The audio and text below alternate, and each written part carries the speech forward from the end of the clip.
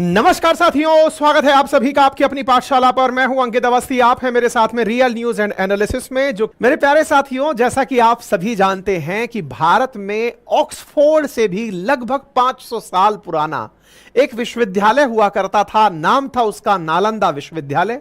वर्तमान में भारत के राज्य बिहार में पटना के 100 किलोमीटर दूर राजगीर नाम पर स्थित हुआ करता था नालंदा विश्वविद्यालय।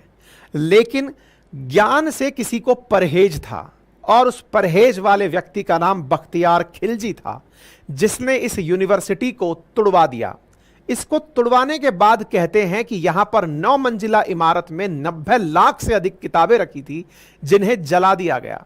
कहते हैं कि किताबों की राख बुझने में 3 महीने से अधिक का समय लगा। इतनी ज्यादा किताबें उस दौर में, यानी कि आज से लगभग 1600 साल पहले यहां हुआ करती थी। आज के सेशन में हम चर्चा करने वाले हैं उस नालंदा विश्वविद्यालय की, जो कि ऑलरेडी यूनेस्को वर्ल्ड हेरिटेज है, और उस टूटे हुए नालंदा विश्वविद्यालय को फिर से खड़ा कर दिया है। और वर्तमान में यहां पर विद्यार्थी विभिन्न देशों से पढ़ने आ भी चुके हैं। यह चर्चा में आया क्योंकि हाल ही में भारत के प्रधानमंत्री ने नालंदा विश्वविद्यालय के नए कैंपस का इनॉग्रेशन किया है। जो तस्वीरें आप देख रहे हैं, ये व्यक्त करती हैं उस दौर के नालंदा विश्वविद्यालय को, जिस समय पर पहले यह हुआ करता था कुमार गुप्त वन के द्वारा बनवाया हुआ। गुप्ता डायनेस्टी के अंदर मतलब विज्ञान हो, अर्थशास्त्र हो, भौतिकी हो, आयुर्वेद हो, तमाम प्रकार की ज्ञान को लेकर चल रहा नालंदा विश्वविद्यालय आज से फिर से सुर्खियों में है। मेरे प्यारे साथियों, नालंदा विश्वविद्यालय दुनिया भर को बहुत सी चीजें दिया, जिनमें से सबसे महत्वपूर्ण है आर्यभट्ट के द्वारा दिया गया शून्य। जी हां साथियों, आज अगर कंप्यूटर की भाषा में बाइनरी में 0 और 1 का महत्व है, तो इस शून्य को देने वाले आर्यभट्ट यही नालंदा विश्वविद्यालय के शिक्षक हुआ करते थे। आज वही नालंदा विश्वविद्यालय फिर से उठ खड़ा हुआ है, क्योंकि इसका भारत सरकार के द्वारा, बिहार सरकार के द्वारा मिलकर निर्माण करवा दिया गया है। यही कारण है कि ट्विटर के टॉप ट्रेंड्स में नालंदा यूनिवर्सिटी और नालंदा विश्वविद्यालय चल रहा है। वर्तमान में नालंदा विश्वविद्यालय कुछ इस प्रकार से दिखाई दे रहा है। नालंदा विश्वविद्यालय पूरी तरह नेट जीरो इमिशन के साथ बनाया गया है। नेट जीरो इमिशन का मतलब है कि यहां से जो भी प्रोड्यूस होगा उससे कार्बन डाइऑक्साइड की मात्रा नहीं बढ़ेगी, क्योंकि इतने प्लांट्स यहां लगाए गए हैं। वाटर को रिसाइकल करने के तरीके अपनाए गए हैं। बाकायदा तालाबों का निर्माण यहां पर रखा गया है, ताकि यहां की पानी की आपूर्ति समय पर हो सके और वाटर रिसाइकल हो सके। आप अगर यहां के कंस्ट्रक्शन को देखें तो देखकर आज की आधुनिकता और ऐतिहासिकता दोनों को समेटे हुए यहां का कंस्ट्रक्शन दिखाई दे रहा है। 1749 करोड़ रुपए की लागत से बना नालंदा विश्वविद्यालय, हालांकि अपनी रेट को लेकर ऑफिशियली कहीं पर डिक्लेरेशन मुझे नहीं दिखा, लेकिन न्यूज में चल रहा है कि लगभग 1750 करोड़ रुपए की लागत से बनकर यह तैयार हुआ है। और इस विश्वविद्यालय के इनॉग्रेशन में प्रधानमंत्री ने भाषण देते हुए कहा कि यह केवल एक नाम नहीं है, एक पहचान है, एक सम्मान है, एक मूल्य है, मंत्र है, गौरव है, गाथा है। इस सत्य का उद्घोष है कि आग की लपटों में पुस्तकें भले जल जाएं, लेकिन आग की लपटें ज्ञान को नहीं मिटा सकती। यह बात अब इस नालंदा विश्वविद्यालय ने पुनर्स्थापित कर दी है। ये वो तस्वीरें हैं जिस पर माननीय राज्यपाल की उपस्थिति में प्रधानमंत्री और जो यहां के मुख्यमंत्री बिहार नीतीश कुमार हैं, ये यहां का इनॉग्रेशन करते हुए दिखाई दे रहे हैं। नालंदा जिस जगह स्थित है वह बिहार की एक सिटी राजगीर है। राजगीर में अभी भी यूनेस्को वर्ल्ड हेरिटेज के नाम पर नालंदा की पुरानी इमारत स्थित है, जिसे यूनेस्को ने बाकायदा कंजर्व करके रखा हुआ है। यह विरासत हमेशा याद दिलाती रहेगी कि भारत का इतिहास कितना समृद्ध था। आज से लगभग 1500-1600 साल पहले दुनिया के लगभग 15,000 से अधिक विद्यार्थी 1500 से ज्यादा शिक्षकों से यहां पढ़ने आया करते थे। यह एक आवासीय विश्वविद्यालय था। दुनिया के ज्ञात इतिहास में दुनिया के सबसे पुराने विश्वविद्यालयों में यह आवासीय विश्वविद्यालय था। दुनिया भर के लोग, भारत के आसपास के देशों में से चीन, मंगोलिया, लाओस, कंबोडिया, थाईलैंड, यहां से बड़ी संख्या में लोग बुद्धिज्म पढ़ने के लिए और यहां का अर्थशास्त्र, ज्योतिष, विज्ञान, भौतिकी, आयुर्वेद पढ़ने के लिए आया करते थे। आने के बाद में इस ज्ञान के केंद्र को, जो कि बाद में इतिहास के अंदर जिसकी व्याख्या मिलती है कि बख्तियार खिलजी नाम के एक व्यक्ति ने, जो कि सल्तनत पीरियड के दौरान भारत में आया था, उसके द्वारा इसे मिटा दिया गया। उसके अंदर इस बात की घृणा थी कि यदि यह चलता रहा तो इस्लाम को इसकी वजह से बहुत चुनौती मिलेगी। इस्लाम को मिलने वाली चुनौती को ध्यान में रखते हुए बख्तियार खिलजी ने इसे नष्ट कर दिया, क्योंकि यहां पर उस समय चिकित्सा के क्षेत्र में भी बहुत जबरदस्त कार्य होते थे। चिकित्सा में आयुर्वेद यहां का बहुत ही महत्वपूर्ण विभाग हुआ करता था। कहते हैं कि बख्तियार खिलजी एक सेनापति था और वह अपने आप को एक दिन जब बीमार पाता है तो उसके नीम हकीमों ने उसका जब इलाज किया और जब वो सही नहीं हुआ तो वह इलाज के लिए नालंदा विश्वविद्यालय के किन्हीं प्रोफेसर्स के संपर्क में आया, जो कि यहाँ पर पढ़ाने वाले जो प्राध्यापक थे उनके संपर्क में आया। नाम मैं मिस कर रहा हूँ, मैं नाम मिस कर गया हूँ। उन्होंने इनका इलाज किया और इलाज में उसने ये कहा कि मुझे आप बिना दवा दिए सही करिए। तो उन्होंने कहा कि दवा के बिना आप सही नहीं हो सकते, लेकिन इसको बख्तियार खिलजी को आयुर्वेद से नफरत थी, तो बोले आयुर्वेदिक दवाई मैं नहीं लूंगा। लेकिन उसको सही करने के लिए उसकी पुस्तक पर आयुर्वेदिक दवाएं लगाई गई और उससे कहा गया कि आप कुरान पढ़िए, आप ठीक हो जाएंगे। तो कुरान के पेजेस पर दवाइयां लगाई गई और वो जब कुरान के पेजेस पलट रहा था तो जीभ से उंगलियों से मतलब वो थूक लगा करके जब पलट रहा था तो असल में उसकी उंगली को पेज से टच करके दवाई उसके चेहरे में गई, मतलब शरीर में गई, और वो ठीक हो गया। लेकिन जब इसे ये बात पता चली कि इसे इस तरह से ठीक किया गया है, आयुर्वेद में इतनी शक्ति है, तो उसे लगा कि इससे इस्लाम को चुनौती मिल जाएगी और उसने उसे खत्म कर दिया। ये वो कहानियां हैं जो कि इतिहास के पन्नों में कहीं ना कहीं सुनने और लिखने और देखने में मिल जाती हैं। सत्यता बताने के लिए कोई एविडेंट जो चीजें हैं उसमें इस तरह की बातें मिलें तो और इसको पुख्ता जगह मिलती है। साथियों, यहां पर आप देख रहे हैं किस प्रकार का यह इमारत है जो आपके सामने तस्वीरों में है। विदेश मंत्री भी यहां पर उपस्थित थे, क्योंकि बहुत से देश यहां पर ऑलरेडी अपने बच्चों को पढ़ने भेजेंगे। ऑस्ट्रेलिया और चाइना भी इसके अंदर कंट्रीब्यूट किए हैं जब इसका निर्माण हुआ है। विदेश मंत्री के द्वारा इनॉग्रेशन के समय पर यहां पर लिखी हुई ट्वीट्स को आप देख सकते हैं। हमने भी कल आप लोगों को अपने ट्विटर हैंडल पर इसकी जानकारी आपको दे दी थी। आप में से बहुत सारे लोगों ने इसे ऑलरेडी साझा किया और अपनी प्रतिक्रियाएं दी थी। ये तस्वीरें हैं इस कार्यक्रम की, जिसमें आप देश विदेश से आए हुए प्रतिनिधियों को भी इस कार्यक्रम में देख रहे हैं। भारत की तरफ से भी काफी सारी डिग्निटरीज यहां थी। अगर आप याद करें तो जब G20 की बैठक हुई थी, तब G20 की बैठक के समय भी प्रधानमंत्री के द्वारा सिंगापुर के पीएम को इसकी एक इमारत को इमेज पर दिखाया गया था और दिखाया गया था कि कैसे भारत के अंदर उस समय का वर्ल्ड हेरिटेज है, जो कि 1600 साल का इतिहास अपने अंदर समेटे हुए है, जहां पर 300 से अधिक कमरे, 7 बड़े कक्ष और 9 मंजिला लाइब्रेरी हुआ करती थी। 10,000 के आसपास छात्र पढ़ते थे, 1500 से अधिक शिक्षक उन्हें पढ़ाया करते थे। चीनी यात्री हेन सांग ने भी इसी नालंदा के अंदर शिक्षा ग्रहण की थी और वो यहां पर अध्यापन भी करवाए थे। अब मैं आपको थोड़ा सा टाइम पीरियड दिखा देता हूं, क्योंकि इसका निर्माण कुमार गुप्त प्रथम के द्वारा किया गया था। क्या है कुमार गुप्त पीरियड का टाइम पीरियड, अब उसको थोड़ा सा समझते हैं इतिहास की भाषा में। साथियों, भारत के अंदर जो सिविलाइजेशन के या फिर भारत के अगर इतिहास में बात करते हैं राजघरानों की, तो उसमें डायनेस्टीज में सबसे प्रमुख डायनेस्टी मिलती है मौर्यन डायनेस्टी। मौर्यन डायनेस्टी के बाद आती है कुषाण डायनेस्टी। मौर्यन डायनेस्टी जब खत्म हुई तो उसके बाद कुषाण डायनेस्टी आई उत्तर भारत की तरफ, और दक्षिण की तरफ आई सातवाहन डायनेस्टी। कुषाण डायनेस्टी के अंदर जो वैश्य हुआ करते थे, यानी कि जो लोग व्यापार किया करते थे, गुप्ता जिन्हें आज आप कहते हैं, बनिया जिन्हें आप कहते हैं, उन्हीं वैश्यों के द्वारा गुप्ता एम्पायर की स्थापना की गई थी। कुषाण डायनेस्टी के अंदर ये लोग हुआ करते थे, कुषाण एम्पायर में हुआ करते थे, और ये भी भारत के उत्तर भारतीय क्षेत्र में रहे थे। ये जो गुप्ता एम्पायर है, इसी गुप्ता एम्पायर के बाद में फिर हिंदू डायनेस्टीज की एंट्री होती है। ठीक है, तो एक तरह से बुद्धिज्म का यहां पर कमी होना और उसके बाद में हिंदुइज्म का यहां पर प्रसार होना देखा जाता है। फिर इसके बाद में फिर सल्तनत पीरियड आता है। यही वो सल्तनत पीरियड है, दिल्ली सल्तनत पीरियड, जिसके कालखंड में गुप्ता डायनेस्टी के दौरान निर्मित किए हुए नालंदा विश्वविद्यालय को नष्ट किया जाता है। अब मैं और स्पेशलाइज्ड हो जाता हूं, तो आप इधर आइए। देखिए, जब मौर्यन एम्पायर की हम बात करते हैं तो वो बिफोर क्राइस्ट 324 से लेकर 187 बीसी के दौरान देखा जाता है। इसी के अंदर प्रमुख किंगडम जो मौर्यन राजा रहे, उनके अंदर से आप अशोका, बिंदुसार, चंद्रगुप्त इनके नाम जानते हैं। मौर्यन किंगडम को बाद में फिर Shunga, Kanva, Satavahana, Indo Greek, Parthian, Shaka और कुषाण, इनके द्वारा मौर्यन के बाद में काफी सारी और डायनेस्टीज आई, लेकिन ये सब बहुत छोटे छोटे कालखंड के लिए रही थी। इन्हीं में से फिर संगम पीरियड आगे निकल कर आता है 300 बीसी से लेकर 300 एडी के बीच में। 300 बीसी, 300 एडी, एडी बोले तो अभी वाला जो कालखंड चल रहा है दैट इज एडी कालखंड।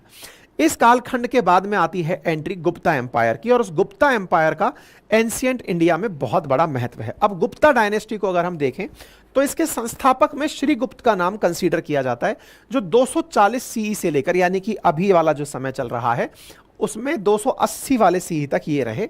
इन्हीं के बच्चे हुए घटोत्कच, फिर चंद्रगुप्त वन, घटोत्कच से चंद्रगुप्त वन, चंद्रगुप्त वन से समुद्रगुप्त वन, समुद्रगुप्त वन से समुद्र चंद्रगुप्त टू, फिर चंद्रगुप्त टू की संतान हुई जिसका नाम था कुमारगुप्त। यही वो कुमारगुप्त हैं जिनका टाइम पीरियड रहा था 415 बीसी से लेकर के 455 बीसी।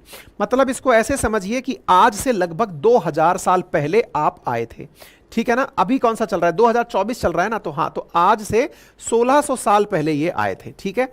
तो 1600 साल पहले कुमारगुप्त वन हुए जिन्होंने नालंदा यूनिवर्सिटी की स्थापना की थी, ठीक है।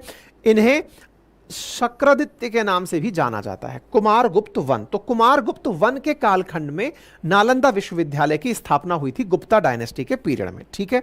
इसका क्षेत्र कहां हुआ करता था, तो आज के मैप पर अगर हम मतलब गुप्ता डायनेस्टी देखें तो वो उसका क्षेत्र इस प्रकार से आपको दिखाई देता है। ये जो पर्पल कलर में आपको दिख रहा है ये वो क्षेत्र है जिसके ऊपर, मतलब यहां तक अगर आप ये लाइट पर्पल कलर देख रहे हैं, सिंध वाला जो क्षेत्र है, इस क्षेत्र तक भी कंट्रोल गुप्ता डायनेस्टी का हुआ करता था, ठीक है ना।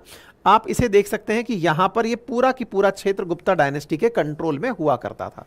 अगर आप इस क्षेत्र को देखें तो इसी क्षेत्र में आपको जगह दिखाई देगी पाटलिपुत्र, और पाटलिपुत्र जिसको आज पटना कहते हैं उसी के पास आपको दिखाई देता है नालंदा। ये रहा। इस नालंदा को आज के समय पर अगर देखा जाए तो यह भारत के बिहार राज्य में है, और बिहार राज्य के अंदर पटना से 100 किलोमीटर दूरी पर राजगीर के अंदर नालंदा स्थित है। तो ये रहा पटना और इसके बगल में नालंदा। यानी कि उस समय का अगर हम वो देखें क्या कहते हैं उसको, गुप्ता डायनेस्टी, तो गुप्ता डायनेस्टी का जो कार्य क्षेत्र था वो ये वाला क्षेत्र। अच्छा, तो ये वाला जो क्षेत्र आपको दिखाई दे रहा है,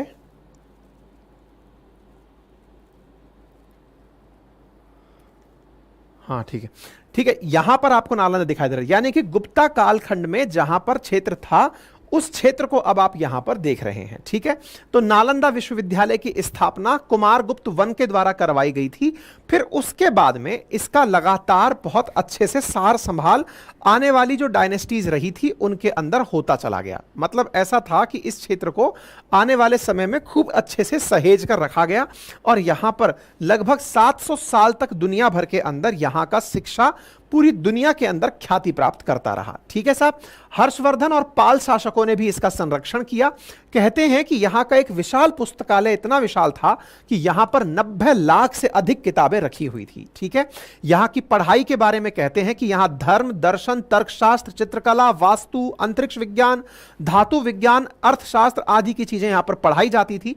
इतिहासकारों के अनुसार 100 साल के अंदर ही नालंदा विश्वविद्यालय चिकित्सा विज्ञान की पढ़ाई में दुनिया भर के अंदर शीर्ष पर पहुंच गया था।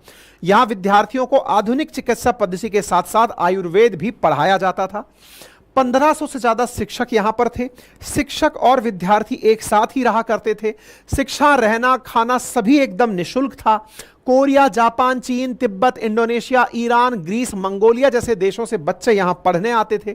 आर्यभट्ट साहब ने भी यहीं पर पढ़ाया था। इतिहासकारों के मुताबिक गणित और खगोल विज्ञान की तमाम थ्योरी नालंदा के जरिए ही दुनिया के दूसरे हिस्सों में पहुंची थी। बीबीसी ने बकायदा एक सीरीज बनाई, place that change the world. उसके अनुसार चीनी यात्री हेनसांग जब भारत आए थे तब वो यहां पर बकायदा प्रोफेसर के रूप में भी काम किए थे, ठीक है ना। उन्होंने अपनी आत्मकथा में नालंदा विश्वविद्यालय का जिक्र किया है। अब चर्चा होती है बख्तियार खिलजी की, जिसने इसे मिटा दिया।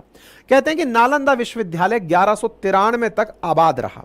इसके बाद में तुर्क आक्रमणकारी हुए बख्तियार खिलजी, इन्होंने यहां पर हमला किया, पूरी यूनिवर्सिटी को तहस नहस कर दिया। इतिहासकार बताते हैं कि खिलजी ने नालंदा, अच्छा ये उस वाले अलाउद्दीन खिलजी से अलग है बाय द वे। मैं आपको इस तरह से दिखाऊं, मोहम्मद गौरी का एक गुलाम था जिसका नाम था कुतुबुद्दीन ऐबक, जिसने कि इंडिया में कुतुब मीनार बनाई हुई है। कुतुबुद्दीन ऐबक गुलाम वंश का शासक बना क्योंकि मोहम्मद गौरी का गुलाम कुतुबुद्दीन ऐबक था, जिसने राजधानी अपनी लाहौर बनाई हुई थी। खुद दिल्ली के अंदर कुतुब मीनार बनाकर अपनी पहचान बना गया। उसी ऐबक का सेनापति था ये बख्तियार खिलजी। इस बख्तियार खिलजी के द्वारा इस पर आक्रमण किया गया था। ठीक है ना। तो उस सल्तनत पीरियड का टाइम खंड है ये जिस समय ये काम हुआ, ठीक है। खिलजी ने नालंदा यूनिवर्सिटी पर हमला किया, ये वो अलाउद्दीन खिलजी नहीं है, बख्तियार खिलजी है ये, ठीक है। अच्छा, और यहां पर इसने 3 मंजिला, कई जगह 3 मंजिला है, कई जगह 9 मंजिला इमारत लिखी है। यहां की 90 लाख किताबों को आग लगा दी। आग लगाने के बाद 3 महीने तक किताबें जलती रही। और मतलब इसने इसको आग इसलिए लगाई क्योंकि इसको लगा कि नॉलेज की वजह से ही इस्लाम को चुनौती मिल सकती है, क्योंकि इस विश्वविद्यालय में बौद्ध धर्म और हिंदू धर्म के ऊपर काफी अच्छे से चर्चाएं हुआ करती थी। बुद्धिज्म और हिंदुइज्म बहुत अच्छे से फल फूल रहा था, लेकिन इसको यानी कि ज्ञान को समाप्त करके इस्लाम को प्रसार किया जाए। और यह बात सत्य भी है, क्योंकि हमारे देश में लिखित ज्ञान का जो सबसे बड़ा सोर्स था, उस सोर्स को ही आग लगा दी गई। और उसके बाद में हमारे देश के अंदर जो ये विदेशी आक्रांता आए, और उसके बाद ही भारत के अंदर इस्लाम प्रसारित हुआ। यानी कि किताबों से, ज्ञान से जो ज्ञान था, उस ज्ञान को मिटा दिया गया। उस किताब, उनके आग लगने के बाद भी जो बौद्ध भिक्षु थोड़े बहुत लेके बचकर निकल गए, वो किताबें आज भी हैं और उन्हें लोग सुरक्षित रखे हुए बैठे हैं। अगर आप कभी धर्मशाला की तरफ जाते हैं तो वहां पर बौद्ध मठों में ये बात बोली जाती है कि हमारे पास उस दौर की किताबें बची हुई हैं, ठीक है ना। खैर साहब, ये घटना हुई और उसके बाद में लगातार चीजें डेटोरिएट होती चली गई। फारसी इतिहासकार मिनाहुजुद्दीन सिराज अपनी पुस्तक तबाकत ए नाजिरी में लिखते हैं कि खिलजी किसी कीमत पर बौद्ध धर्म का प्रचार प्रसार नहीं चाहता था। पहले उसने नालंदा विश्वविद्यालय में इस्लाम की शिक्षा का दबाव डाला, फिर हमला कर दिया। इस बर्बर कार्रवाई में पूरा विश्वविद्यालय तबाह हो गया, हजारों विद्वान और बौद्ध भिक्षु मारे गए। खिलजी से पहले भी इस पर 2 बार हमले हुए थे, लेकिन वो इतने कारगर नहीं थे। हालांकि ये पूरी तरह जगह दब चुकी थी। जब नालंदा की खुदाई हुई तो 14 हेक्टेयर में विश्वविद्यालय के अवशेष मिले। आर्कियोलॉजिस्ट का तो आज भी ये कहना है कि अभी भी मूल यूनिवर्सिटी का 10% हिस्सा ही बाहर निकला है। यहां पर गौतम बुद्ध की कांस्य प्रतिमा, हाथी दांत, प्लास्टर की मूर्तियां आदि हैं, जो कि यूनेस्को की वर्ल्ड हेरिटेज के लिए पर्याप्त हैं, और इसे इसी कारण से यूनेस्को वर्ल्ड हेरिटेज में शामिल किया गया। साल 2006 में इसे दोबारा से तैयार करने की योजना बनी। राजगीर में किराए के कन्वेंशन सेंटर के अंदर क्लासेस शुरू की गई। बिहार सरकार ने यूनिवर्सिटी के लिए 242 एकड़ जमीन दी और अब नालंदा का खुद का कैंपस बनकर तैयार हो गया है। फिलहाल यहां पर 17 देशों के 400 बच्चे ऑलरेडी पढ़ने आ चुके हैं, जो पीजी और पीएचडी 7 सब्जेक्ट में कर रहे हैं। डिप्लोमा और सर्टिफिकेट के 10 सब्जेक्ट की यहां पर पढ़ाई चल रही है। 40 क्लासेस वाले 2 शैक्षणिक ब्लॉक बनकर यहां तैयार हो गए हैं। 550 कैपेसिटी का हॉस्टल और 2000 कैपेसिटी का एम्फी थिएटर और फैकल्टी क्लब और खेल परिसर यहां है। यहां पर नीतीश कुमार जी के द्वारा दिया गया यह भाषण, जिसमें उन्होंने प्रधानमंत्री के सामने नालंदा यूनिवर्सिटी में कलाम जी और प्रणब मुखर्जी के योगदान को भी याद किया। ये एक सुर्खी बना हुआ है। नालंदा विश्वविद्यालय के लिए चयनित स्थल पर आए थे। जब यहाँ काम शुरू किया जा रहा था तो वो भी फिर देखने आए थे 2008 में। तो इन सब चीजों को बता देना जरूरी है ताकि सब लोग जान लीजिए, पुरानी बातों को भी जान लीजिए, कैसे बना, किस तरह से बना, ये सब भी। और फिर 2010 वर्ष में हमारे अनुरोध पर नालंदा अंतर्राष्ट्रीय विश्वविद्यालय की स्थापना हेतु लोकसभा में बिल पारित किया। नालंदा विश्वविद्यालय के लिए 2010 में बिल पास हुआ। वहां पर था, उस समय तो सरकार दूसरे की थी, लेकिन हम लोगों ने इतना ज्यादा कहते रहे और उसके बाद फिर एक बार वो लोग वहां पर इसको लाए लोकसभा में। फिर राज्य सरकार पारित किया था कि इसको हम कराएंगे। तो फिर राज्य सरकार ने नालंदा विश्वविद्यालय के लिए भूमि एवं सभी चीजों को केंद्र सरकार को ट्रांसफर कर दिया और विश्वविद्यालय का काम धीरे धीरे करके बढ़ता रहा और वर्ष 2014 से थोड़ी पढ़ाई शुरू हो गई है। 2014 से यहाँ पर पढ़ाई शुरू हो गई। एनडीए की सरकार बन गई थी, तब जब इनकी आदरणीय प्रधानमंत्री जी यहाँ पर पधारे हुए, इनकी सरकार बन गई थी और उसके बाद सही मायने में और काम शुरू इन्होंने, इनकी सरकार ने करवाया। 2016 में इस नए विश्वविद्यालय के भवनों का तत्कालीन राष्ट्रपति प्रणब मुखर्जी जी, इनकी सरकार से प्रणब मुखर्जी जी राष्ट्रपति थे, तो वहां गए थे, वहीं के ऑर्डर के बाद वहां गए प्रणब बाबू ने शिलान्यास किया। यहाँ आकर के उसको 2016 में इसका शिलान्यास किया गया। ये सब काम को ठीक से और बनना चाहिए, सब करके गए। पूरा की पूरा इतिहास जो है ना इसके बनने का, वो नीतीश कुमार जी ने बोलकर बताया कि 2006 से इसकी चर्चाएं शुरू हुई। 6 के बाद में 2010 के अंदर भारत की संसद में नालंदा विश्वविद्यालय को लेकर के बिल पास किया गया, और जब बिल पास हुआ फिर धीरे धीरे इसके लिए जो राज्य सरकार ने जमीन थी वो केंद्र सरकार को ट्रांसफर करी। केंद्र सरकार के ट्रांसफर के बाद 2014 से यहां पर कुछ बच्चे पढ़ने आना शुरू हुए, यूनिवर्सिटी की कंस्ट्रक्शन शुरू हुई। 2016 के अंदर उसका शिलान्यास हुआ प्रणब मुखर्जी के नेतृत्व में, और सरकारी प्रयास के चलते हुए फाइनली आज इसका ये पूरी तरह से निर्माण पूरा हो चुका है। यानी कि इस पूरे निर्माण कार्य के अंदर एक लंबा कालखंड लगा है। 2006 से हम 24 में हैं, लगभग 18 साल हो चुके हैं इस पूरी प्रक्रिया में, और तमाम सरकारों का इसमें अपना अपने स्तर पर कंट्रीब्यूशन रहा है। चाहे बिल लाने का कंट्रीब्यूशन हो, चाहे बिहार सरकार के द्वारा जमीन देने का कंट्रीब्यूशन हो, या फिर वर्तमान सरकार के द्वारा इस कार्य को बिल्कुल अनवरत रूप से चलने देने का कार्य हो। ये सारी सरकारें मिलकर के भारत के इतिहास को फिर से समृद्ध करने में कामयाब हुई। ठीक है, तो उम्मीद है कि आप लोगों को यह जानकारी समझ में आए कि यहां पर 2014 के अंदर क्लासेस के अंदर पढ़ाई शुरू हो गई थी। यह नालंदा यूनिवर्सिटी बिल 2010 है, जिसे पारित किया गया था प्रॉपर तरीके से, लोकसभा और राज्यसभा दोनों से पास होकर ये पास हो गया था। प्रेसिडेंट प्रणब मुखर्जी की ये 2016 की आप कटिंग देख रहे हैं, जब इन्होंने यहां पर प्रॉपर तरीके से इसका इनॉग्रेशन करने के लिए, राष्ट्रपति शिलान्यास करने के लिए आए थे। आज नालंदा यूनिवर्सिटी की अगर आप तस्वीरें देखें जो बनकर तैयार हो चुका है तो वो इस प्रकार का है। यहां पर प्रॉपर हॉस्टल की फैसिलिटी है, यहां पर प्रॉपर तरीके से मतलब जो निर्माण कार्य हैं वो बेहतरीन प्रकार से किए गए हैं। ठीक है साहब, तो उम्मीद है कि अब आप लोगों को ये जानकारी अच्छे से समझ में आ गई होगी। गर्मी में प्रॉपर ठंडा रहेगा, बढ़िया से इसकी दुनिया भर की तरफ से तारीफें हो रही हैं। डन हो गया। बाकी इतिहास में कौन सी डायनेस्टी कब आई, कौन सा राज कब आया, ये सब अगर जानना हो तो अपनी एनसीईआरटी में प्रॉपर डिटेल से दिया हुआ है, और उसी एनसीईआरटी को पढ़ाने का बैच हम लोग शुरू कर रहे हैं। एनसीईआरटी का फाउंडेशन बैच, रविवार को एडमिशन खत्म हो जाएंगे। क्लासेस लाइव रहेंगी, लाइव के साथ साथ अगर आप चाहें तो उन्हें रिकॉर्डेड फॉर्मेट में भी मल्टीपल टाइम पूरे 1 साल के लिए देख सकते हैं। एनसीईआरटी क्लास 6 से 12 तक की आपके साथ डिस्कस की जाएगी, पढ़ाई जाएगी, आपको भी पढ़ने का टास्क दिया जाएगा। वीकली आपके साथ एक टेस्ट आयोजित करवाया जाएगा। फाइनली आप और इस विषय के ऊपर अच्छे से जानकारी रखते हुए कॉम्पिटिटिव एग्जाम्स में बढ़िया परफॉर्म कर पाएंगे। यदि आप एनसीईआरटी फाउंडेशन बैच लेना चाहते हैं तो एप्लीकेशन का लिंक, अपनी पाठशाला का लिंक कमेंट बॉक्स में पिन किया हुआ है।